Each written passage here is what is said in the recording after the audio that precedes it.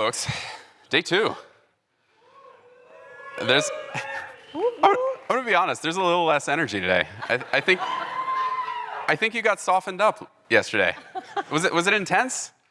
All right, that's good. A good intense. Wait till today. Yeah. We're gonna turn up the pressure a little more. Whew. Good to see you all again. We're gonna have an excellent day. It's busy. Yeah, it's very busy. We hope you had a good night's rest. We hope you had a good breakfast, fuel for the morning. Yeah. All right. We're going to let a couple other people come in. I think everybody's in now. All right, Steve. All right, cool.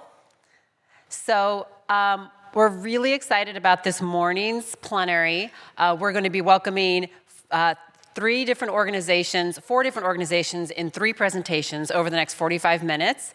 And you're going to be hearing about how they're leveraging mapping tools for social and environmental impact. Specifically, the theme of this morning is about mitigation of climate change through reducing emissions via avoided emissions, avoided deforestation, and other nature-based solutions. First up, we've got Remi.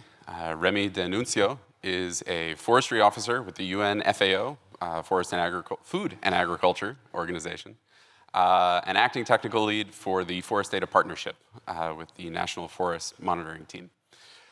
Remi's going to present about how the UN FAO is accelerating their forest monitoring for high integrity MRV, monitoring, reporting, and verification. All right, let's give it up for Remi.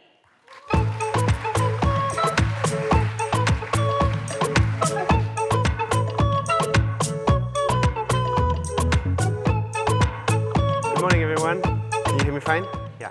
I hope everybody had a restful night and you're happy. I'm really honored to be here and talk briefly about how we accelerate innovative forest monitoring for high integrity MRV in FAO and beyond.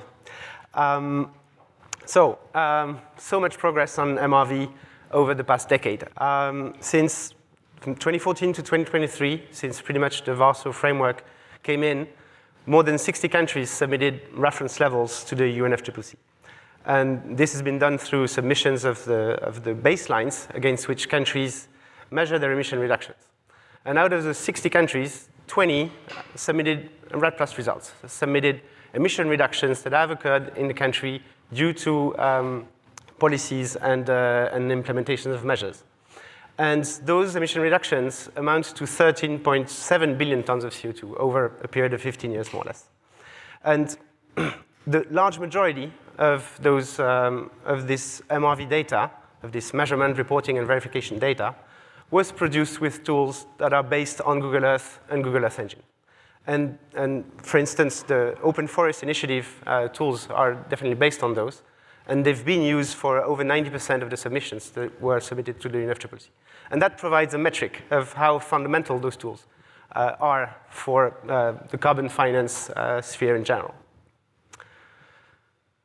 Right, so Earth Engine, Google Earth have been extremely used over those 10 years to report those results.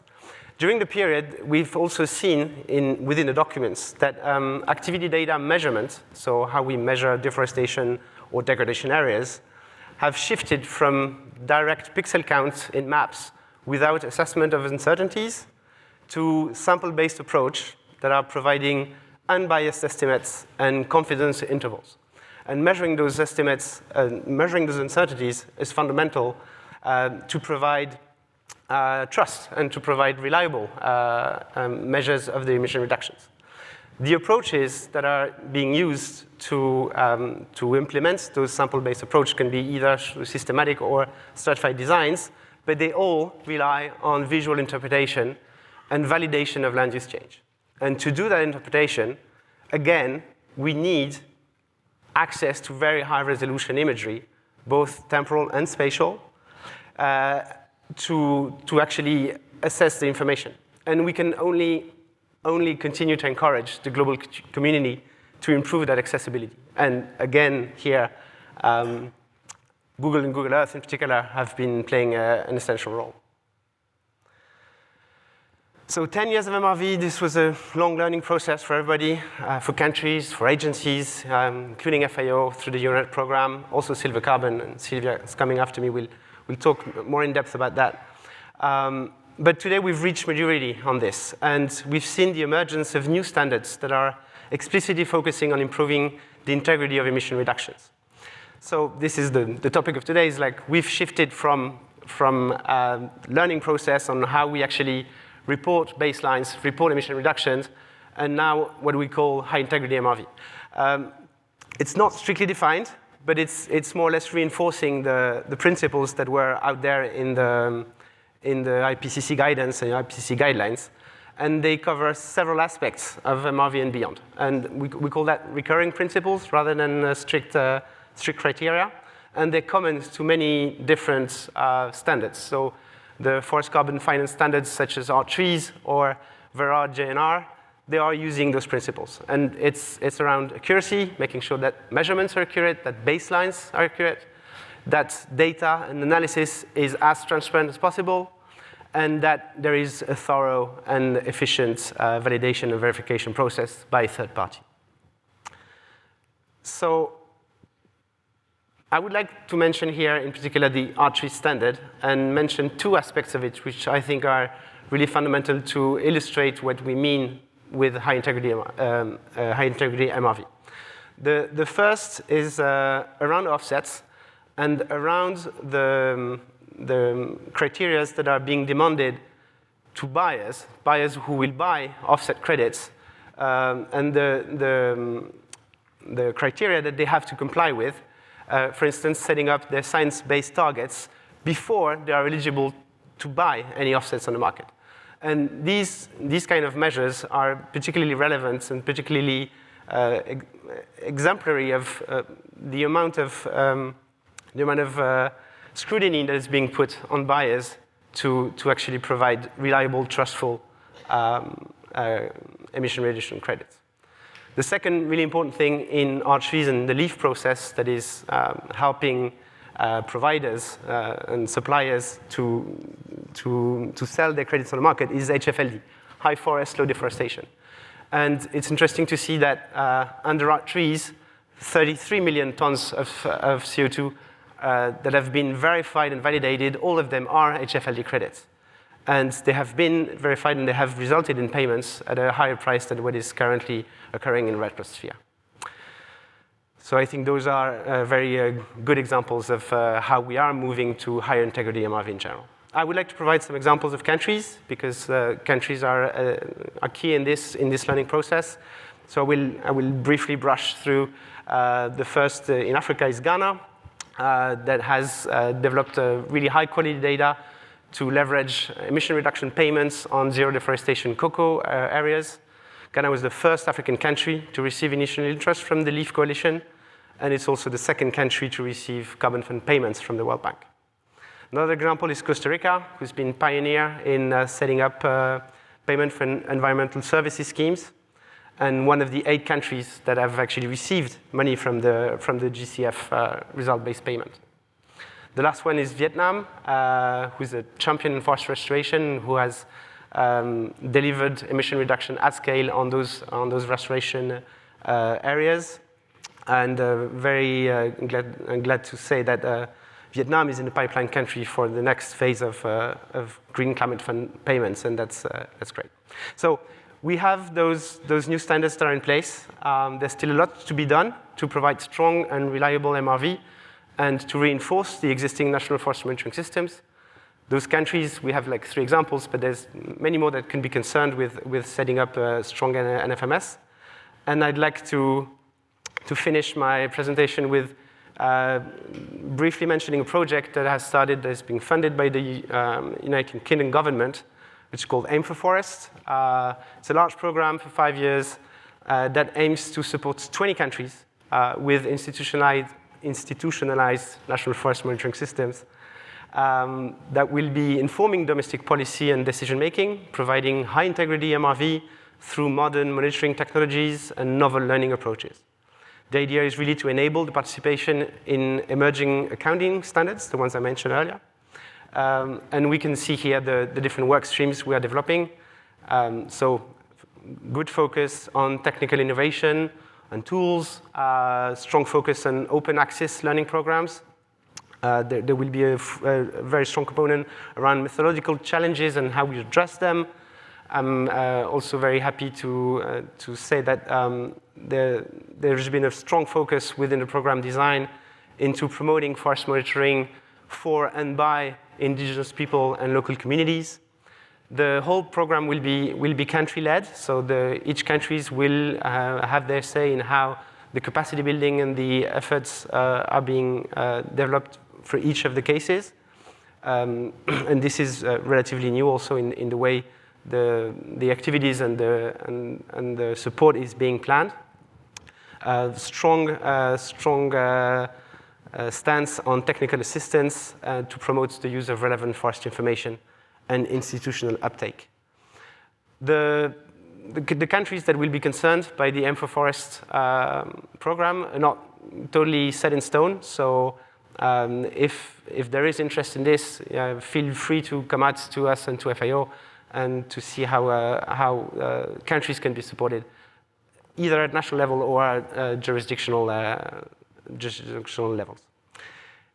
I will finish here. I just want to say that there's been much progress on MRV on the past 10 years, but much remains to be done. We need to ensure high integrity data, and I've heard some talks yesterday that was interesting around those themes, and it's still very much a need to produce this. We need to overcome some methodological challenges that are still out there, that are still not solved. We need to broaden participation, including of indigenous people and local communities, and again, I'm echoing what was said yesterday by Karen. And we need to secure institutional uptake on those, and we hope to achieve this in the coming years. Thank you very much for your attention.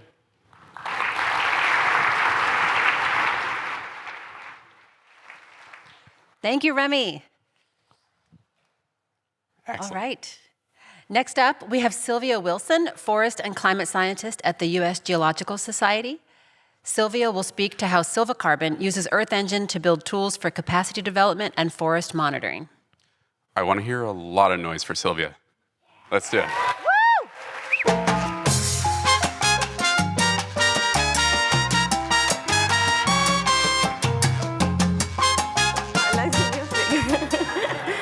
Hello, good morning, everybody, and thank you for being here for my talk. I'm Sylvia Wilson, and I work for the US Geological Survey National Land Imaging Program that also manages the Landsat program.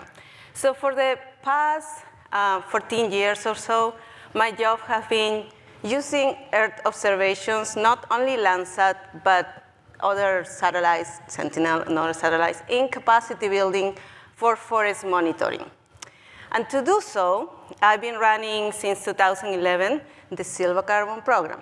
And the Silvacarbon program is a multi-federal agency program of the United States and helps countries to use data, either satellite data or ground-based data, to produce the best data to report to REDD+. And if you don't know what REDD+ is a UNFCCC initiative that stands for reducing emissions by reducing deforestation and forest degradation. So we work in 30 countries. All of these countries have REDD+ programs, and all of these countries are forested countries, and all of these countries are committed to reduce deforestation. So we've been here since 2011 with 5 countries, and then we have started from there and increased to 30 to now. And coordination and collaboration is at the root of our program, so we don't do this alone as a US government agencies. We have non-governmental organizations, universities, companies, and also the US federal agencies to work with us to assist these 30 countries. And we have at the top our main collaborators and the ones that have the greater impact in our work. And of course, Google Engine is there, that's why I'm here. The World Bank, the universities, many universities, the FAO, the Global Forest Observation Initiative, and WRI as well. Okay, so since our main goal is to support the generation of reliable and transparent data for countries for reporting to REDD, I'm going to talk a little bit about what's the REDD process. To reduce carbon emissions, REDD called for 5 activities: reducing emissions for deforestation, reducing emissions from degradation, conservation of carbon stocks, sustainable management of forests, and enhancement of carbon stocks. And REDD happened in 3 phases: readiness, implementation, and results. But every country that wants to report to REDD have to have 5 requirements. And one of the first one is they have to have a REDD strategy, which have to mention how REDD is going to be implemented in the country, what activities are going to be there, and in general, right, the program in general. Then you have to have a forest reference level, which is a baseline, which we're going to count against to. And then a national forest monitoring systems that have to be robust and transparent. It have to address social and environmental safeguards, and you have to have results. And when the results are done, then they can show either you're reducing deforestation or increasing emissions or reducing emissions. They have to be measured against the forest reference level, and they go through a very rigorous review process, the technical assessment and the technical analysis. And then after that, every country that have reported their emissions, they go to this hub that is called the REDD Plus Lima hub that increase transparency, trust, and promote action. And pretty much this hub was started in 2014 at in Peru, in the Lima COP. So every single result from the countries that have submitted for reference levels is there, is transparent, and is open to everyone. Okay, so the REDD process is not uncomplicated.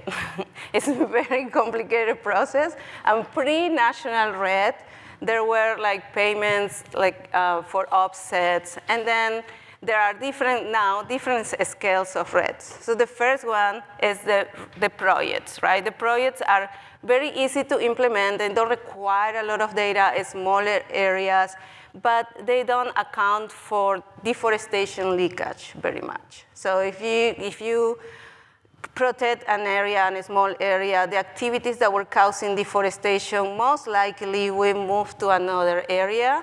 So that's deforestation leakage. And it's very difficult to integrate into a national scale as well without double counting.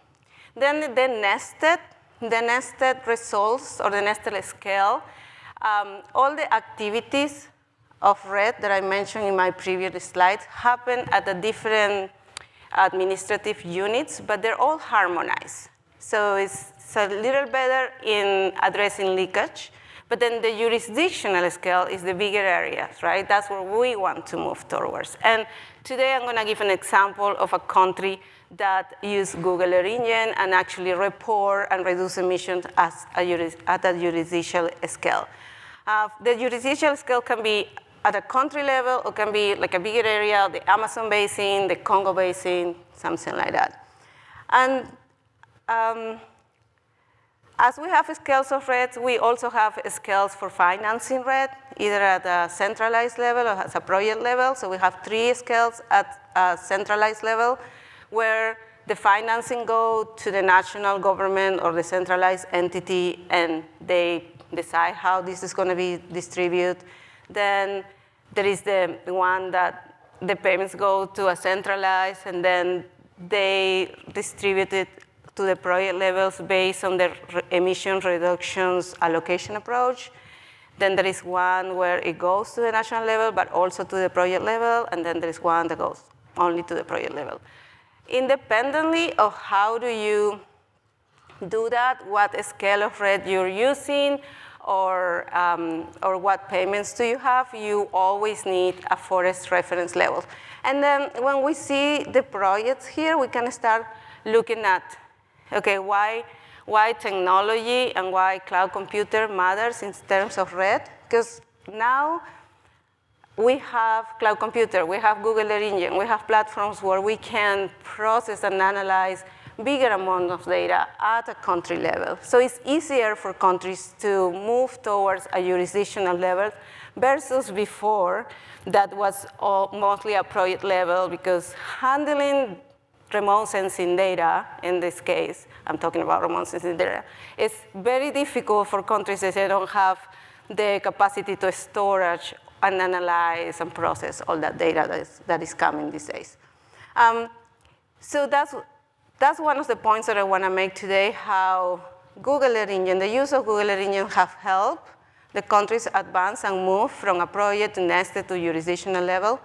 But also, we just don't have to assume that's what happened. Like I mentioned, there is this REDD hub, the Lima hub. If you go online, you find there the Lima hub. There is 76 countries that have submitted the forest reference levels. So I make an analysis of only 26 countries of silver carbon. I didn't pull all of them. I only put 26. And I look at their forest reference levels. And one of the common themes from the last forest reference levels were Google Earth Engine. So we can assume, that wasn't an assumption, that the countries are using these platforms to process their data. So these are the UNFCCC submissions, and I pull out where the countries mention Google Earth Engine, and it's not only for finishing their mapping components, it's for different things. They use Google Earth Engine for accessing data, to facilitate the use of other tools such as CPAL and Collect Air Online, which is an FAO tool, to access high-resolution data for their validation process, to access the whole archive of Lancet and Sentinel, for sample assessment, many different applications. So here I want to give an example of a country that is actually on this room, Guatemala. Guatemala have two submissions. The first forest reference level was from 2006 to 2016, and the second one was 2017 to 2021, the second submission. And I should have run this through Google Translate, but I didn't, so I will translate for you. So on here, we can see that on the last two columns is the millions of tons of CO2 per year. So we can see that in the first forest reference level, they have about 14 million, and now they're showing that they have reduced deforestation by a total of 2.3 million of tons of CO2 per year. Okay, so this is a very key example because they start using cloud computing methods in here. So they reduce deforestation, but also they improve methodologies. And so in the deforestation, it's showing that they decrease deforestation. But because they also improve methodologies and were able to access the NICFI planet data, they increase forest degradation because now that data can look at a small scale, right, at the finest scale. So this is what I'm talking about, the transparency. The countries have to report that they have reduced, but also that they have increased CO2. So here we see the total degradation. The total degradation increased by 0.9 million tons of CO2 per year.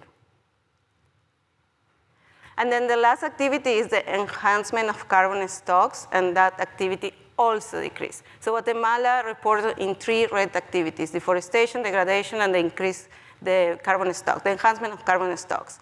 So the tons of CO2 sinks were less in the second period by about 0.2 million tons of CO2. And the total balance. The total balance is what they are going to be paid for. The total balance was positive, so they will get payments or results of emission reductions of about 1.6 million of tons of CO2 per year. Okay, so I want to talk about something else that is beyond the technology, but when we start working with Google Earth Engine, that was back in 2017, I believe, and we have Noel Gorelick and others traveling with us, going to countries, doing like Google Earth Engine one-on-one trainings all over. And here are two pictures. The first one is in 4th of July of 2019, and the second one is in 4th of July of 2022. So you can see there is a little bit of gender imbalance here. The first picture happened in Ethiopia.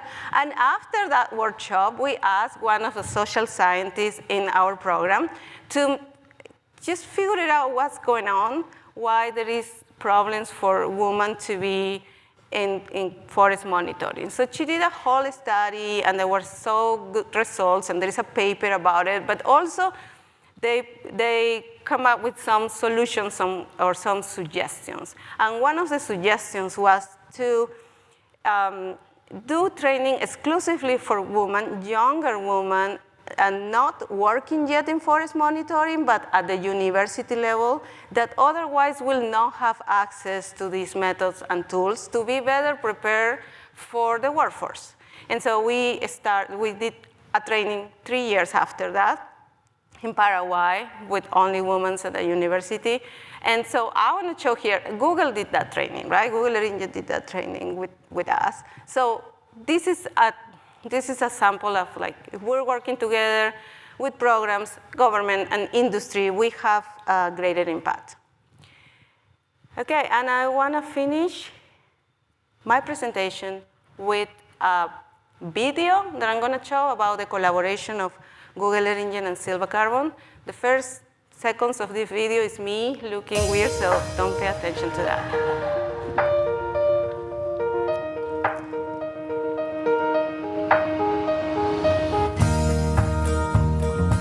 So we have a partnership between USAID, State Department, USGS, US Forest Service, NASA, EPA. Sylvia Carbon has this objective to improve forest monitoring, especially carbon stocks and how they're changing over time. Google has been involved for a long time in terms of helping provide access to new and better geospatial tools and information. Our goal is to make it as easy as possible to process the kind of data that you need for environmental monitoring. And our hope is that we can remove all of the IT barriers for anyone trying to solve these kinds of problems. Through Earth Engine and other tools like Earth Engine, the technology has now been simplified that even a local municipality with one person can probably access or produce most of the data that that municipality would want or need. It's been fantastic to have a partner like Google that is really interested to improve geospatial tools for exactly the kind of work that we're doing, like on forest monitoring. Well, I would like to see 10 years from now, countries with their own capabilities just churning out annual or biannual numbers and maps documenting forest dynamics, and that obviously those results are favorable to the emissions story. My goals and hopes for Sylvia Carbon are that we can remove all the technological barriers towards producing this data, producing these maps, producing this knowledge, and make it easy for the countries that have the will to change and get better to do so.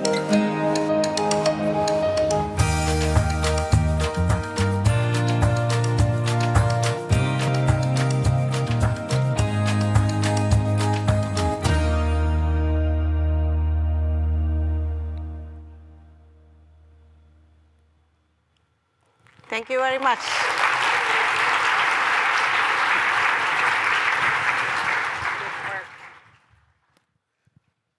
Thank you, Sylvia. All right, next up is Larissa Valadon, a remote sensing and research assistant for ECOM, and Sandra Braga, national coordinator from CONAC.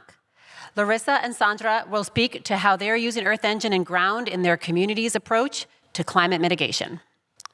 Let's make a lot of noise for our final two speakers. Woo.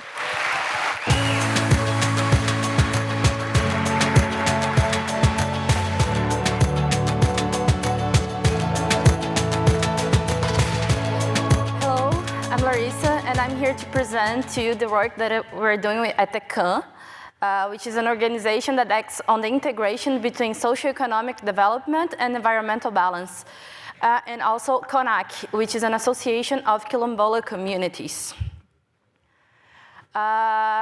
This is an overview of what we'll be talking about. First, the problem that we're trying to tackle, then what we're envisioning as possible solutions, and a summary of the data, methods, and tools to achieve this solution. And finally, a testimony from one of the Quilombola communities that we're partnering with. So the problem. The problem is that there is a lack of access to carbon market to small producers and traditional communities. Even though they often maintain sustainable practices and are interested in the market, they are not currently systematically included in the market nor rewarded for their sustainable practices. And this contributes to a pattern of loss of smallholder farmers in Brazil while agribusiness continues to grow.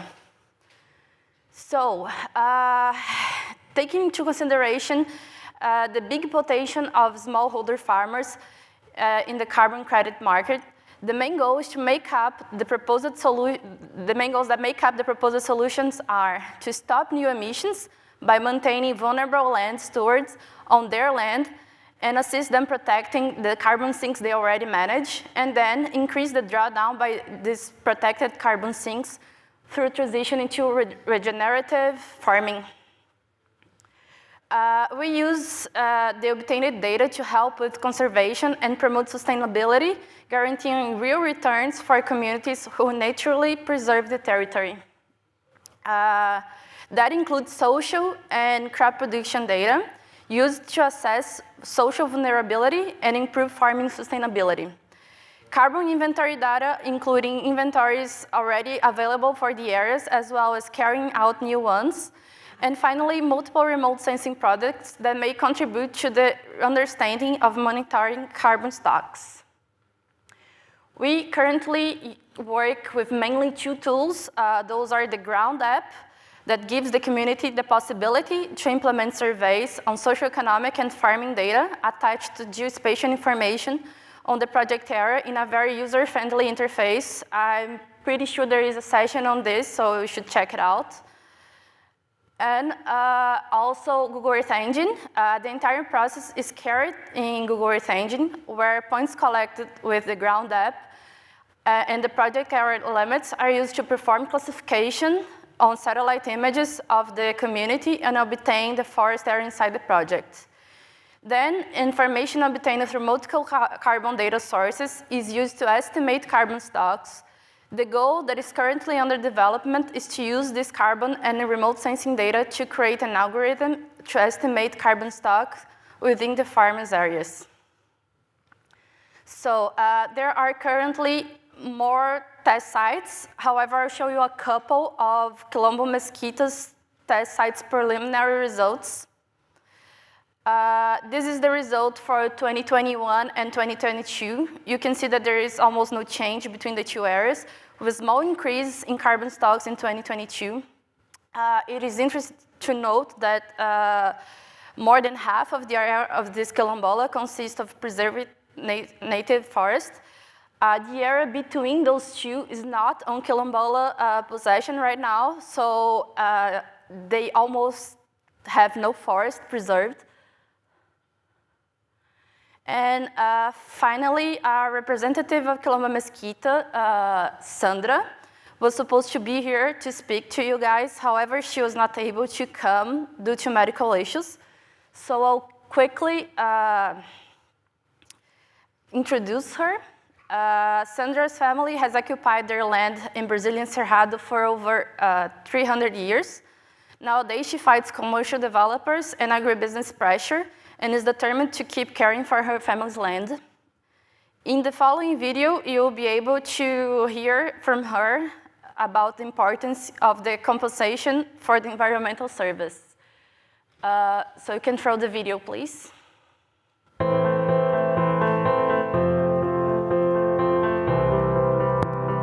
Meu nome é Sandra Pereira Braga, sou quilombola do Quilombo Mesquita, aqui do estado de Goiás. Estou aqui a 6ª geração, descendente de pessoas escravizadas, e moramos nesse território Quilombo Mesquita, que completou 276 anos esse ano de resistência, história e cultura. Mas ainda assim, onde nós estamos preservando.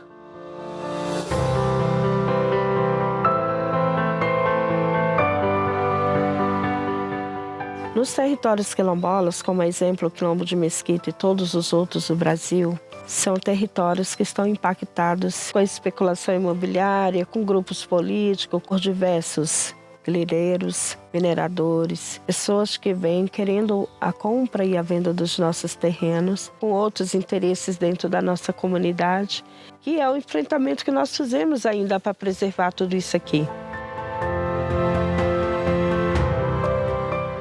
E se isso continuar, como vamos sobreviver para manter as nossas gerações futuras asseguradas nesse direito de sobreviver dentro dos territórios quilombolas?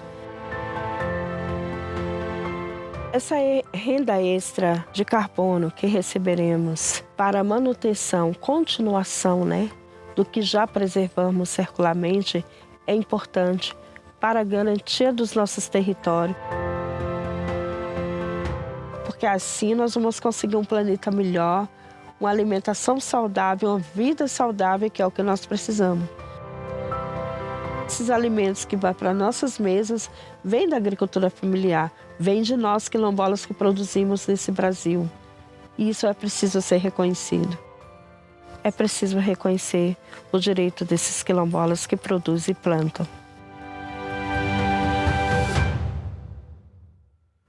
Sozinho será muito difícil fazer algo, mas com todos os colaboradores podemos fazer muito mais para manter esse planeta de pé. E esse planeta pede isso de nós. Junte-se a nós para a preservação de um planeta saudável.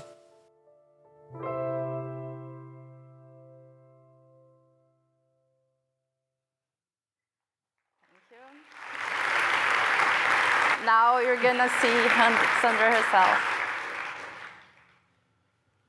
Hello, Sandra. Sandra, bom dia a todos e todas. Espero que estejam bem. Meu nome é Sandra Pereira Braga, sou quilombola e vivo no Quilombo Mesquita, no Brasil. My name is Sandra Pereira Braga, and I'm a Quilombola, and I live in Mesquita, Quilombo, in Brazil.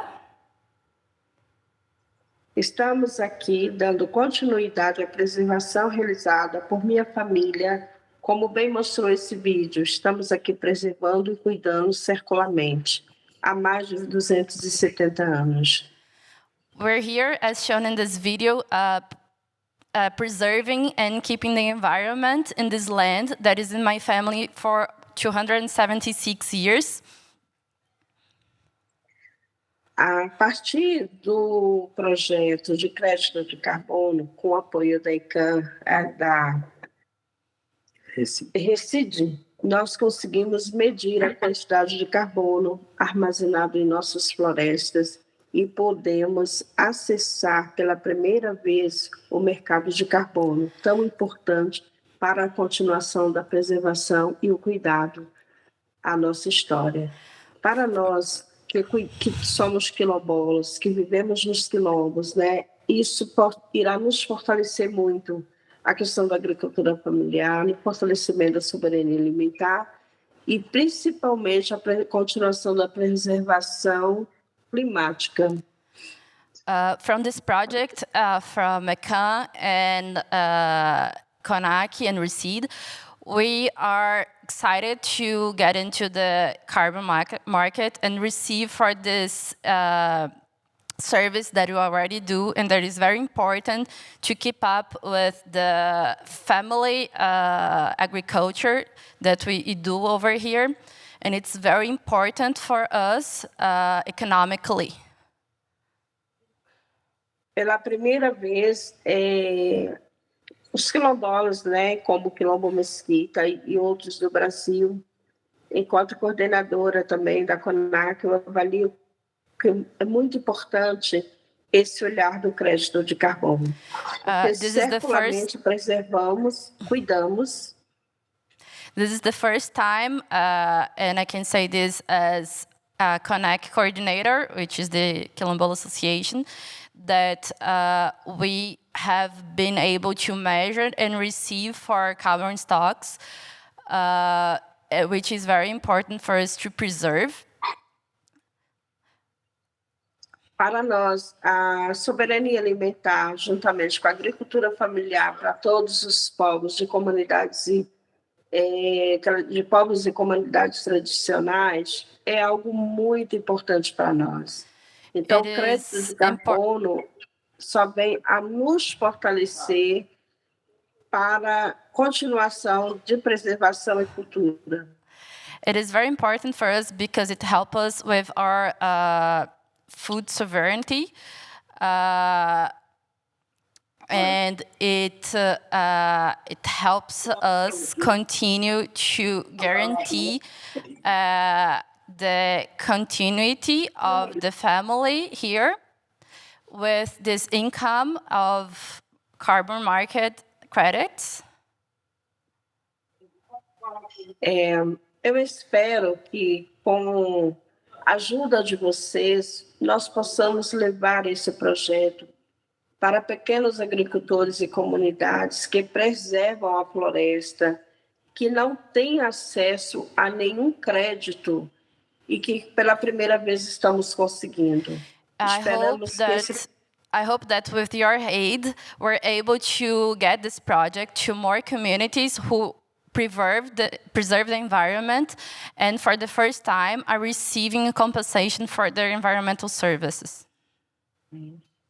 Para nós que preservamos é muito difícil, né? E manter a floresta em pé é trabalho que nós já fazemos circularmente. Aprendemos com os nossos ancestrais. For us that preserve, it's very difficult, right, to keep the forest standing up, and it's something that we've done for generations now, and it's a family affair to keep the forest standing up, but it's very hard. E pela primeira vez, a ICANN, a REDD, consegue nos trazer essa grande oportunidade para nós. Estamos muito felizes com essa oportunidade. Muito obrigada. And we are very happy that for the first time, ICANN is able to bring us this opportunity to be part of this market, and we're very happy for it. Thank you very much. Tchau. Goodbye. A todos.